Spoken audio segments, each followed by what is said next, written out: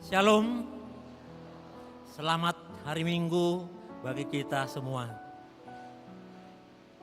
Bapak, Ibu, saudara-saudari yang kekasih, dalam nama Tuhan kita Yesus Kristus, kita akan memulai ibadah pada Minggu Rogate pada pagi hari ini dengan tema setiap orang yang meminta akan menerima.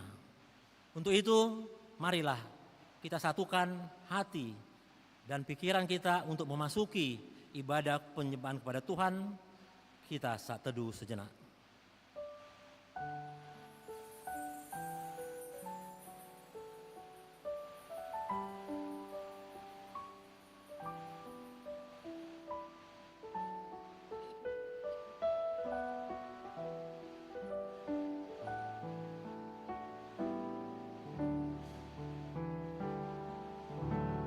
Amin.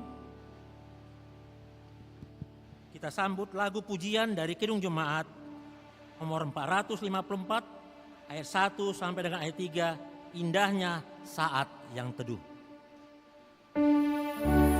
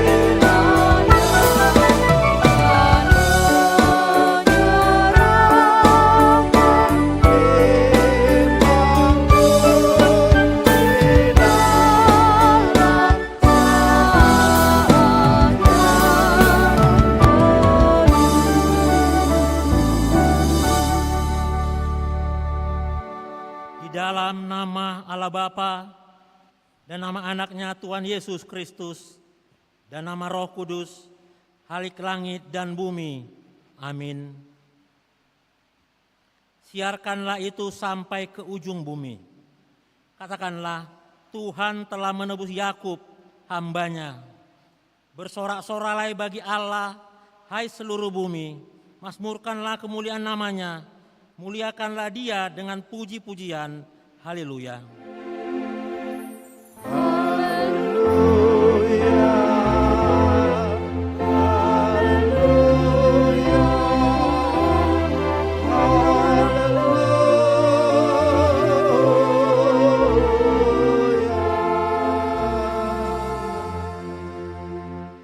Ya Tuhan Allah kami yang maha kasih, kami telah menerima rahmat selamat-Mu yang maha kudus di dalam kematian dan kebangkitan anak-Mu Yesus Kristus, Tuhan dan Juru Selamat kami. Engkau telah memberikan kepada kami sukacita yang besar, karena itu kami memohon kepadamu, berikanlah kami pengetahuan dan keberanian untuk menyampaikan kabar baik itu kepada semua bangsa di seluruh dunia ini, agar mereka dapat mengenal keselamatan yang daripadamu, sehingga seisi dunia ini memuji dan memuliakan nama-Mu. Amin.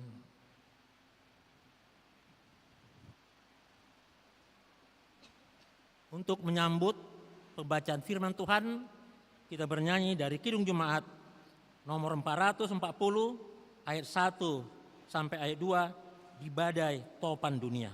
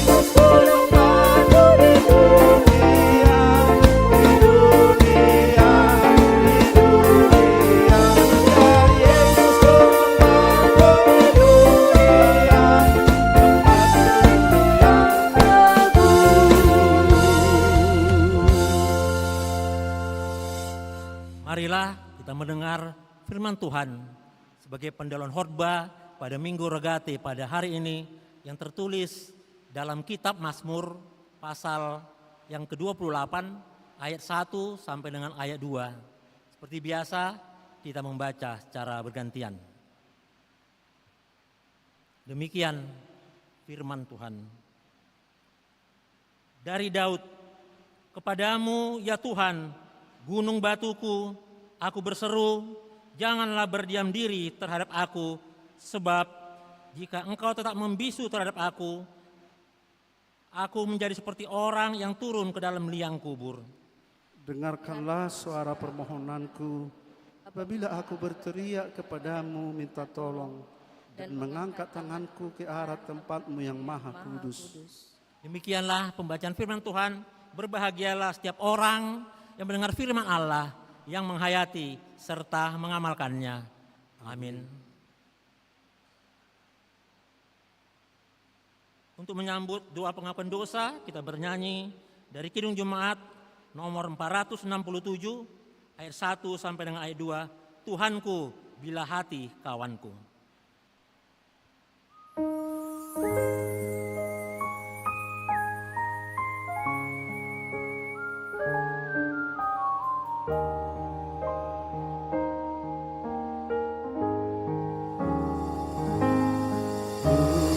Tuhanku, bila hati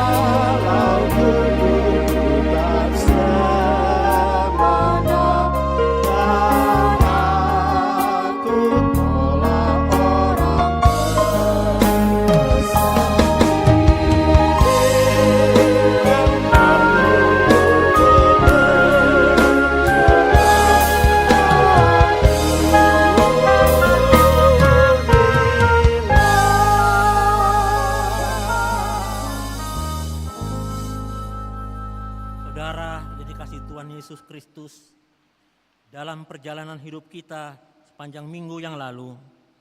Tentu kita tidak luput dari berbagai kesalahan dan dosa yang kita sengaja maupun tidak sengaja terhadap saudara-saudara kita maupun di tengah keluarga yang telah menyinggung perasaan hati mereka, terlebih kepada Tuhan. Karena itu dengan segala kerendahan hati, marilah kita mengaku dan menyesali segala dosa kita di hadapan Tuhan. Mari kita berdoa dalam hati kita masing-masing.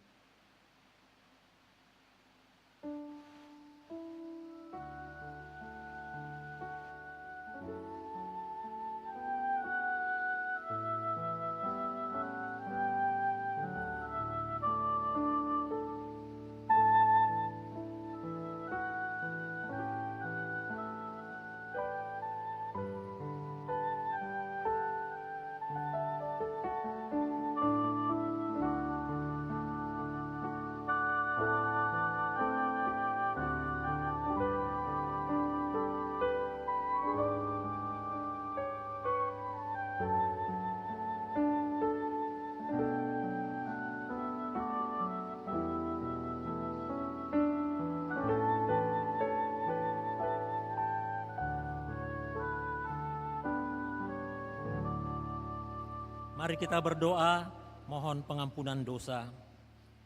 Bapa kami yang di sorga yang maha pengasih, kami datang bersembah sujud di hadapan-Mu, mengaku dan menyesali segala dosa dan kejahatan kami. Tolong dan kasihanilah kami, ampunilah segala kejahatan dan dosa-dosa kami yang kami perbuat di hadapan-Mu, oleh karena kasih anak-Mu, Tuhan Yesus Kristus, yang telah mengorbankan dirinya untuk menebus kami. Amin. Janji Tuhan tentang pengampunan dosa. Demikian firman Tuhan yang mengasihi engkau. Biarpun gunung-gunung beranjak dan bukit-bukit bergoncang, tetapi kasih setiaku tiada akan beranjak daripadamu, dan perjanjian damaiku tiada akan tergoncang. Segala kemuliaan bagi Allah di tempat yang maha tinggi. Amin.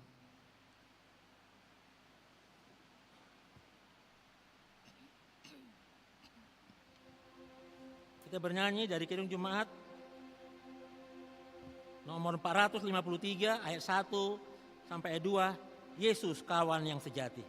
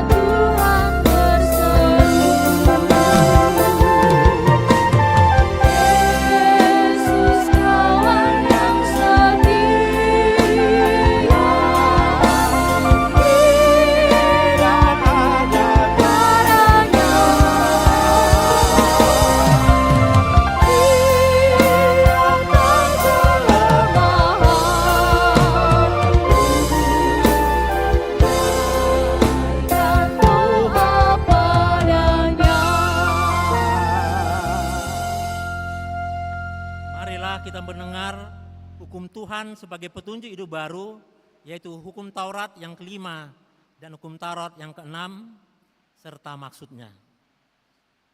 Hukum Taurat yang kelima, hormatilah bapa dan ibumu, agar engkau berbahagia dan lanjut umurmu di bumi yang diberikan Allah kepadamu. Maksudnya adalah kita harus takut serta kasih kepada Allah, sebab itu jangan kita bersikap remeh terhadap orang tua kita, terhadap pemerintah, dan terhadap orang yang lebih tua. Jangan kita menimbul kemarahan mereka, tapi hendaklah kita selalu menghormati dan mengasihi mereka, menuruti dan menyelami jiwa mereka, serta senantiasa berbuat baik kepada mereka. Hukum Taurat ke-6, jangan engkau membunuh. Maksudnya adalah kita harus takut serta kasih kepada Allah, sebab itu jangan kita mengancam kehidupan tetangga kita maupun mendatangkan bahaya kepadanya, melainkan kita harus bersahabat dan membantu kebutuhan hidup mereka. Marilah kita sama-sama memohon kekuatan daripada Tuhan. Ya Allah Bapa kami, berilah kami kekuatan untuk melakukan yang sesuai dengan hukum-Mu. Amin.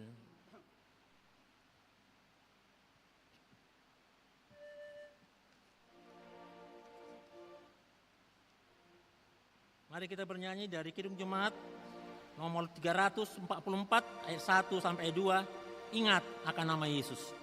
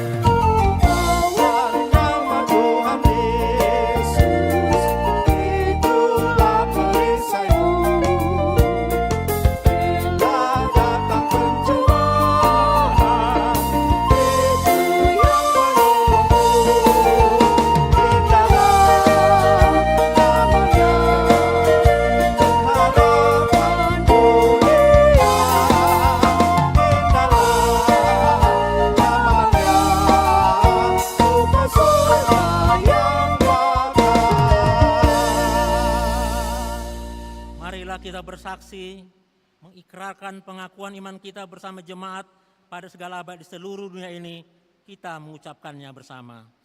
Aku percaya kepada Allah Bapa yang Maha Kuasa, Halik langit dan bumi.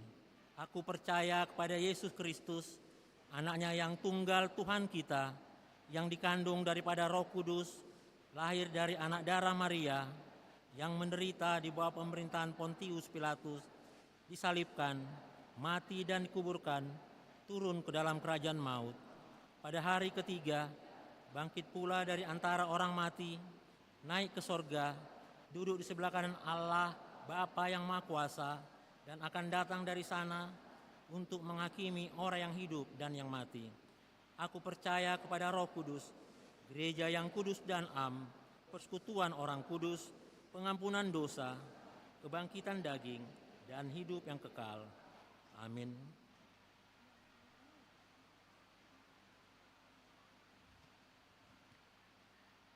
Untuk mempersiapkan menyambut sabda Tuhan, kita angkat pujian dari Kidung Jemaat nomor 460 ayat 1 sampai dengan ayat 2. Jika jiwaku berdoa.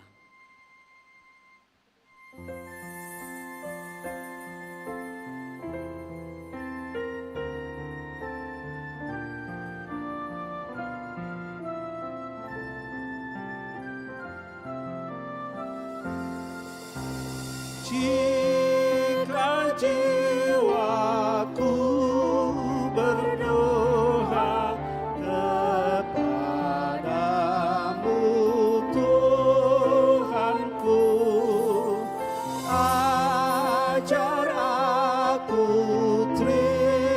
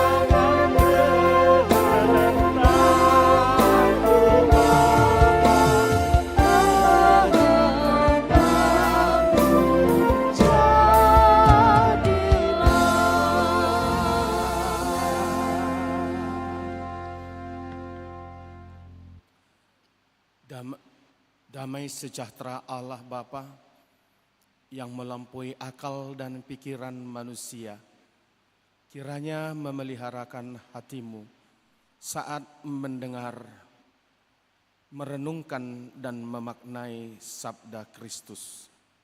Amin. Firman Tuhan yang akan kita renungkan pada minggu pagi hari ini diambil dari Matius pasal 7, dimulai dari ayat 1 dan diakhiri di ayat 11. Kita akan baca secara bergantian, demikian pembacaan firman Tuhan. Jangan kamu menghakimi supaya kamu tidak dihakimi. Karena dengan penghakiman yang kamu pakai untuk menghakimi, kamu akan dihakimi, dan ukuran yang kamu pakai untuk mengukur akan diukurkan kepadamu. Mengapakah engkau melihat selumbar di mata saudaramu, sedangkan balok di dalam matamu tidak engkau ketahui? Bagaimanakah engkau dapat berkata kepada saudaramu, biarlah aku mengeluarkan selumbar itu dari matamu, padahal ada balok di dalam matamu. Hai orang munafik, keluarkanlah dahulu balok dari matamu, maka engkau akan melihat dengan jelas untuk mengeluarkan selumbar itu dari mata saudaramu. Jangan kamu memberikan barang yang kudus kepada anjing, dan jangan kamu melemparkan mutiaramu kepada babi, supaya jangan diinjak-injaknya dengan kakinya, lalu ia berbalik mengoyak kamu. Mintalah, maka akan diberikan kepadamu. Carilah, maka kamu akan mendapat. Ketoklah, maka pintu akan dibukakan bagimu. Karena setiap orang yang meminta menerima, dan setiap orang yang mencari mendapat, dan setiap orang yang mengetok baginya pintu dibukakan. Adakah seorang daripadamu yang memberi batu kepada anaknya jika ia meminta roti? Atau memberi ular jika ia meminta ikan? Kita akan baca bersama ayat 11. Jadi jika kamu yang jahat mau memberi pemberian yang baik kepada anak-anakmu, apalagi Bapamu yang di sorga, ia akan memberikan yang baik kepada mereka meminta kepadanya. Demikian pembacaan firman Tuhan. Minggu kita hari ini adalah Minggu Rogate, yang artinya berdoa, dengan tema setiap orang yang meminta akan menerima. Bapak Ibu, saudara-saudari yang dikasihi Tuhan kita Yesus Kristus, pembacaan Matius pasal 7 ini adalah bagian khotbah Tuhan Yesus di bukit, yaitu yang ditulis oleh Markus dari pasal 5 sampai pasal 7. Ini merupakan bagian yang penting yang harus kita camkan dan kita pedomani. Dari pembacaan kita dari ayat 1 sampai ayat 11 ini ada dibagi 3, ayat 1 sampai 5 dan ayat 6 tersendiri, ayat 7 sampai 11. Kalau kita merangkum semua ini menjadi bagian yang harus menerangkan tentang tema khotbah kita hari ini, yaitu setiap orang yang meminta akan menerima. Mari kita akan melihat dari bagian yang pertama, yaitu soal menghakimi. Di sana diaturkan oleh Tuhan Yesus bahwa kita tidak berhak sebenarnya untuk menghakimi. Kenapa? Karena bagian dari diri kita juga adalah bagian dari diri orang. Karena apa yang ada pada diri kita ada juga pada orang. Apa itu?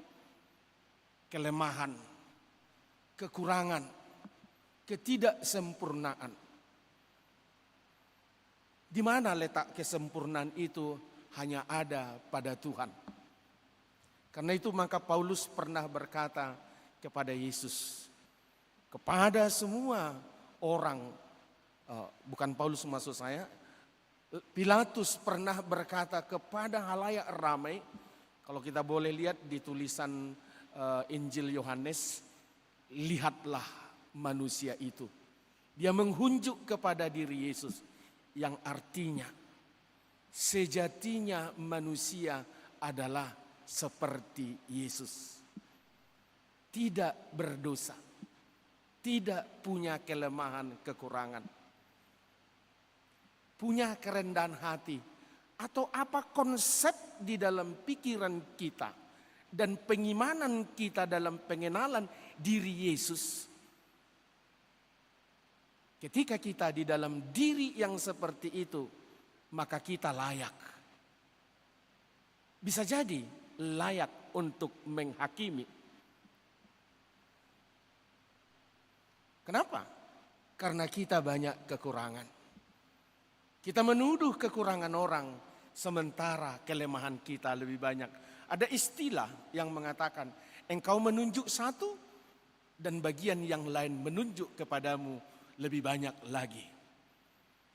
Berarti ayat ini dalam tujuan kita berdoa, mari kita menyempurnakan diri kita ketika kita mau berdoa. Bukankah pernah Yesus berkata, ketika engkau akan memberikan persembahanmu dan engkau mengingat salah orang yang lain kepadamu, tinggalkan sejenak persembahanmu itu dan mohon pengampunan terhadap orang itu, baru engkau layak untuk memberikan persembahanmu. Berarti di sini dikatakan ketika kita mau menghadap dalam doa kita, kita harus berkenan kepada siapa kita akan bermohon di dalam doa itu. Tentu kepada Bapa di sorga.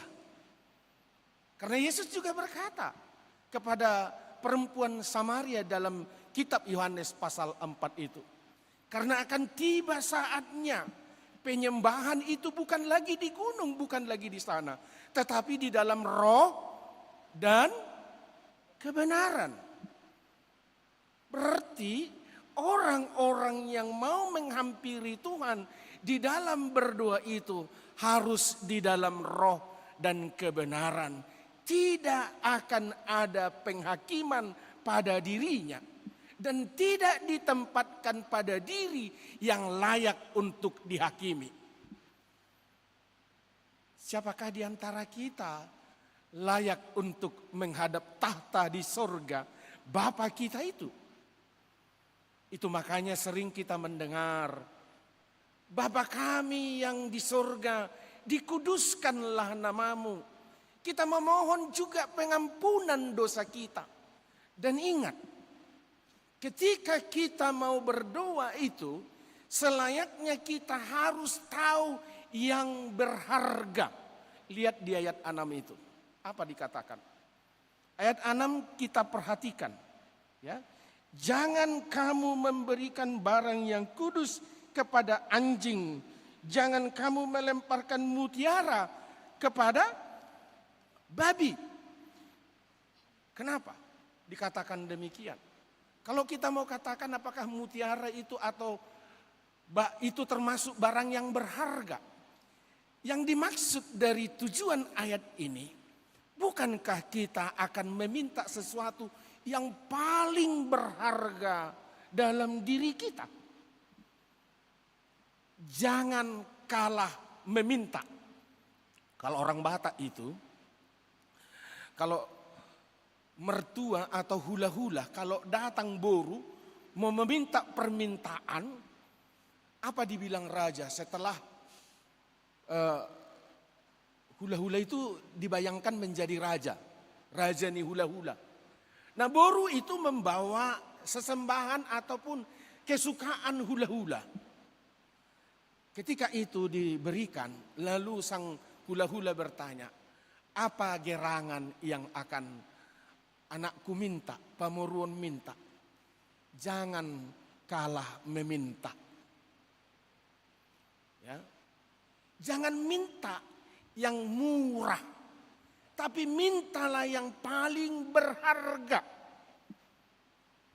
Ya. Jadi jangan menganggap yang ada pada kita itu sudah hebat. Kan bukankah demikian? Ada banyak orang yang narsis tentang dirinya, keberadaan dirinya. Dia menganggap dia punya itu paling hebat. Nah, seperti saya mau kembali dulu tentang penghakiman ini ya. Kenapa? Ada istilah orang Batak, bica abbaroba, seumica donoroa. Apa artinya itu? Artinya, biasanya orang yang jelek itu lebih banyak mencaci orang yang lain. Dan menganggap dirinya paling cantik dan orang lain yang jelek. Kan gitu. Itulah ilustrasinya. Ya. Nah makanya jangan kita merasa apa yang kita akan minta itu sudah yang terbaik. Dalam hal apa kita menentukan yang terbaik? Bukankah sekarang ini ada banyak juga yang nyusun skripsi? Atau masih belum waktunya? Tentu kamu itu akan mempersembahkan yang terbaik supaya nilainya yang terbaik. Artinya ujilah permohonanmu itu. Nilailah permohonanmu itu. Layakkah ini dibawa untuk diuji, untuk diluluskan dengan nilai yang A+? Jangan B+, A+ lagi. Harus lebih pandai dari dosen kan? Apa yang dosen pikirkan, tapi lebih kamu berpikir lagi. Itu yang terbaik. Dosen harus berkata, aku heran nengok anak ini. Aku belum pernah memikirkan, tetapi dia sudah berbuat. Kan gitu kan? Jadi, jangan sembarang. Kamu kira sudah baik, tapi enteng kali sebenarnya ini. Belum seberapa ini. Saudara, dalam doa ini, Yesus menawarkan kepada kita tidak dalam bentuk wujud yang harus kita minta itu. Tetapi dikatakan dalam permohonan ini, di ayat 7 dikatakan, mintalah. Yesus tidak mengatakan, mintalah kebutuhanmu. Bukan. Ya. Maka akan diberikan kepadamu, carilah. Apa yang kita cari? Ketuklah. Apa yang kita ketuk? Ini sesuatu yang harus kita cari. Apa yang dimaksud oleh Yesus dalam 3 pedoman dalam hal berdoa ini? Meminta, mencari, dan mengetok.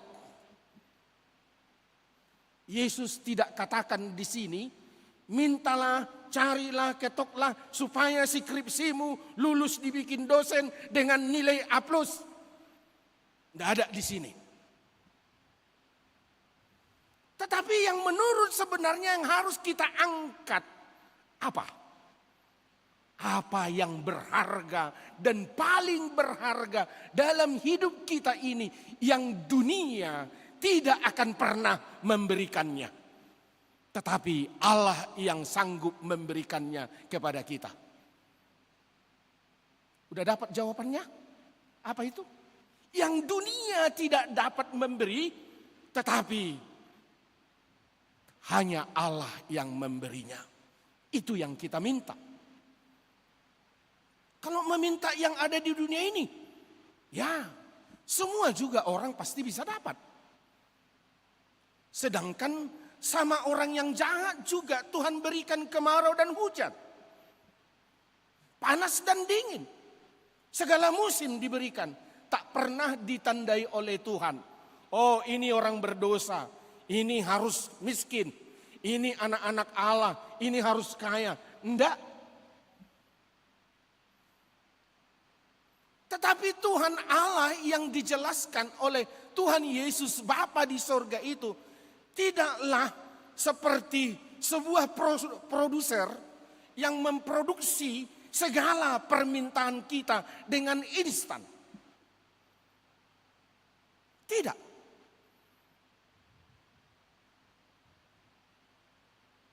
Apakah kami pendeta mengajarkan, oh mintalah, pasti Tuhan memberikan. Kecil kali perkara skripsi harus kita minta kepada Tuhan. Saya ingat pernah apa yang diminta oleh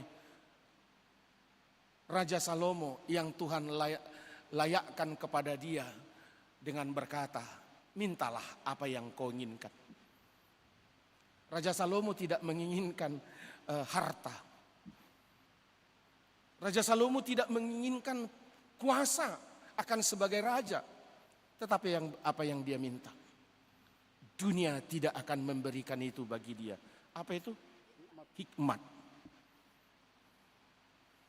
Karena hikmat adalah bersumber dari takut akan Tuhan. Dunia ini tidak akan memberikan takut akan Tuhan. Dunia ini akan memberikan tantang Tuhanmu.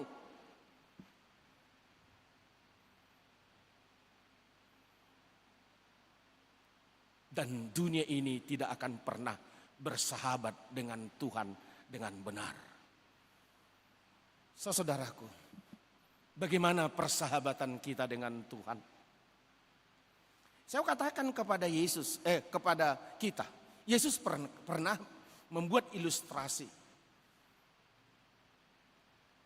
Kau ini bukan lagi muridku, tetapi sahabatku. Pernahkah kita memahami arti sahabat? Apakah kita punya sahabat yang benar-benar menjadi sahabat di dunia ini? Bukan teman, bukan kawan. Tetapi Yesus bilang engkau adalah sahabatku.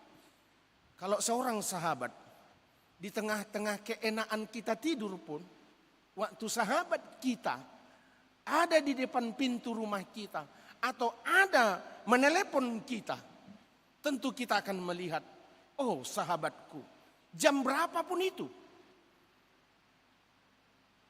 dia akan buka teleponnya. Ada apa? Kau ada trouble? Kau ada kesulitan? Apa yang bisa saya bantu? Itulah arti seorang sahabat. Apa kesulitanmu? Pasti dia katakan, karena aku sahabatmu, engkau telepon aku, engkau hubungi aku, pasti aku bisa membantumu. Di tengah-tengah keenakan kita, kalau kita ditelepon oleh sahabat kita, tentu kita akan bergerak. Bang, sahabatku, ban mobilku kempes dua-duanya. Aku nggak ada dongkrak, bisa engkau bantu aku? Seorang sahabat udah nggak pernah berkata, kan banyak bengkel di situ kok aku? Tidak. Tapi sahabat yang baik. Saya kebetulan punya dongkrak satu, saya akan bawa. Itulah sahabat. Lebih daripada itu, Tuhan akan memberikan apa yang baik bagimu. Itu katakan Tuhan. Tapi intinya, apakah kita sudah bersahabat dengan Tuhan itu? Tadi ada dikatakan dalam lagu kita, Yesus kawan yang sejati. Yang mana tadi itu ya?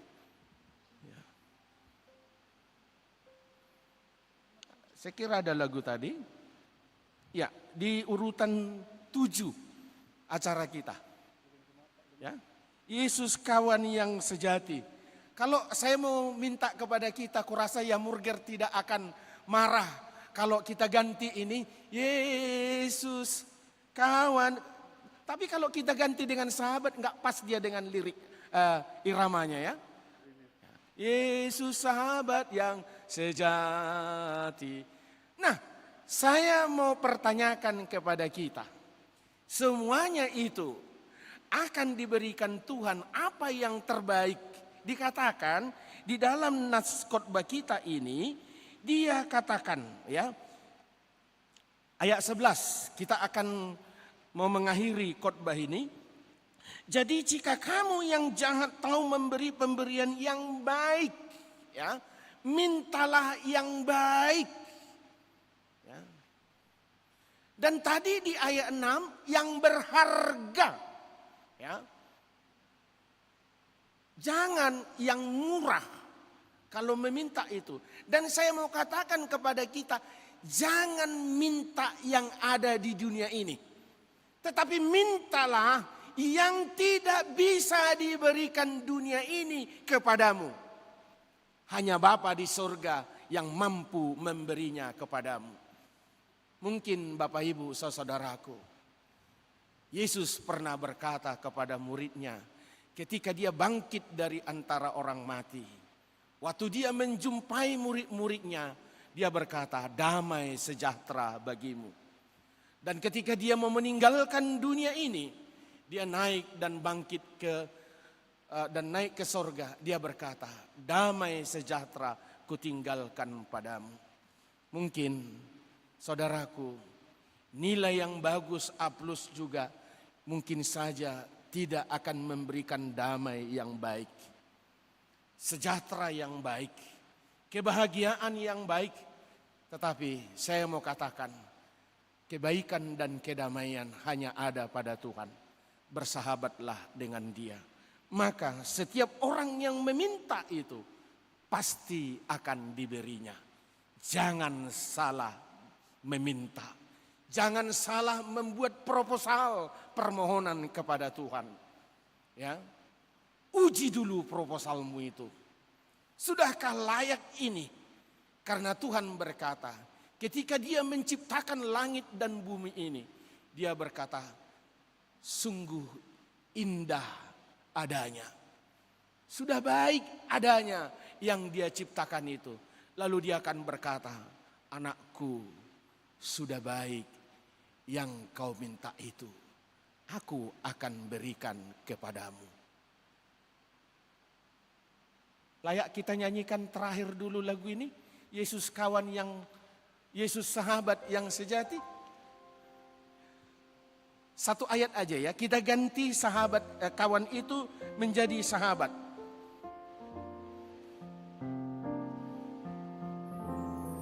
Kita lompat aja bilang sahabatnya itu macam mana lah ya, coba diajari song leader.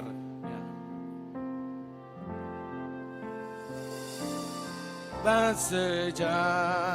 Oh gini, Yesus sahabat sejati, jangan kita bilang yangnya. Terdapat dia, coba kita mulai. Yesus sahabat sejati bagi orang yang lemah, tiap hal boleh dibawa dalam doa padanya. Oh, betapa kita susah dan percuma berdoa bila kurang pasrah diri dalam doa padanya. Saudaraku, jadikanlah Yesus menjadi sahabatmu dan aminkanlah itu, bahwa sahabat yang sejati akan memberikan yang terbaik bagimu. Kita berdoa. Bapa di dalam sorga, Allah yang kami sembah di dalam Yesus Kristus Tuhan kami, yang mengangkat kami menjadi anak-anak-Mu, yang memberikan Yesus yang adalah firman yang menjadi daging ke dunia ini, yang menjadi sahabat kami, yang menjadi penyelamat kami. Tuhan, tentu Engkau memberikan yang terbaik di setiap permohonan kami yang berkenan kepadamu. Layakkan kami Tuhan menjadi sahabat-Mu untuk mencari kehendak-Mu di dalam hidup kami. Bukankah Engkau berkata, carilah dahulu kerajaan Allah dan kebenarannya, maka semua akan ditambahkan kepadamu. Tuhan, terima kasih atas jaminan yang Kau berikan. Supaya kami tidak akan pernah ragu dan khawatir dalam hidup kami. Karena Tuhan ada memberikan yang terbaik, yang baik di dalam hidup kami. Terima kasih Bapa, di dalam Yesus Kristus kami berdoa dan bersyukur kepadamu. Amin. Kita bernyanyi.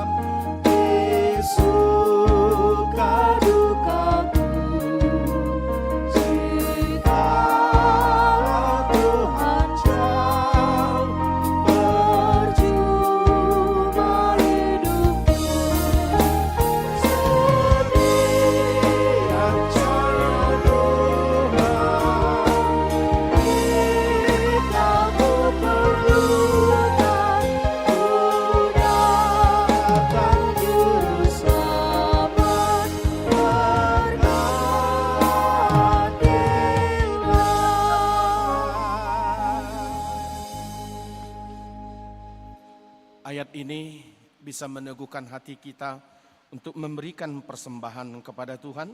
Dari Lukas pasal 6 ayat 38, demikian firman Tuhan.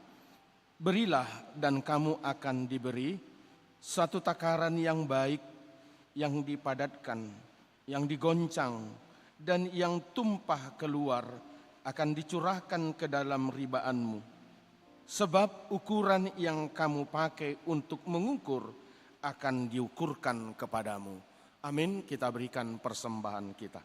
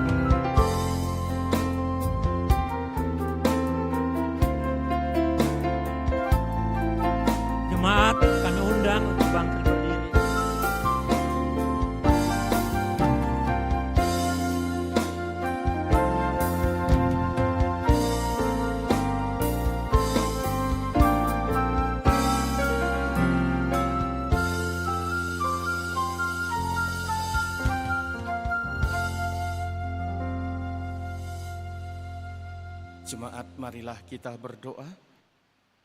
Ya Allah, Bapa kami yang ada di sorga, kami mengaku dengan setulus hati, Engkaulah sumber segala berkat dan karunia dalam hidup kami. Di sini kami mempersembahkan kurban syukur kami kepadamu. Terimalah persembahan umat-Mu dan berkatilah menjadi alat kesaksian, persekutuan, dan pelayanan jemaat-Mu ini.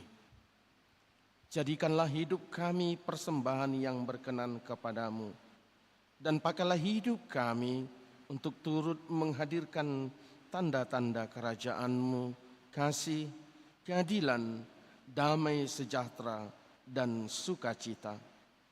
Bukalah hati kami oleh Roh Kudus-Mu, agar kami senantiasa mengucapkan syukur kepadamu. Di dalam nama Yesus Kristus, Tuhan kami. Amin. Aku suka membagi pada orang tak punya, agar Tuhan dipuji tiap orang di dunia. Kepada Tuhanku ku beri persembahan, tangan kiri tak tahu apalah ku yang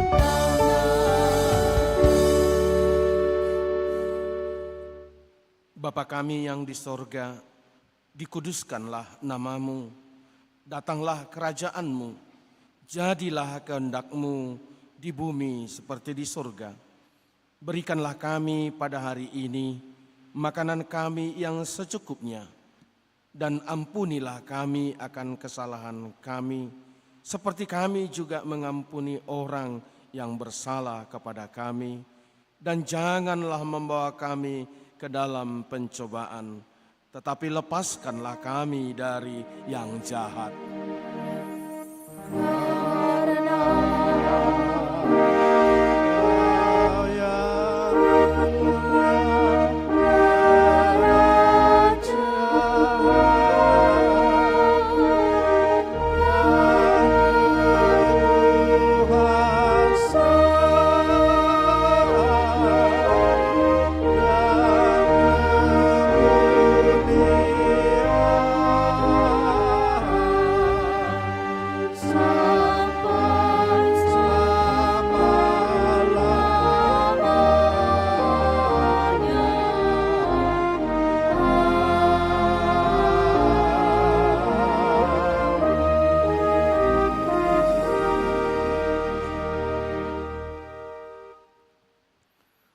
Tuhan memberkati engkau dan melindungi engkau. Tuhan menyinari engkau dengan wajah-Nya dan memberi engkau kasih karunia. Tuhan menghadapkan wajah-Nya kepadamu dan memberi engkau damai sejahtera.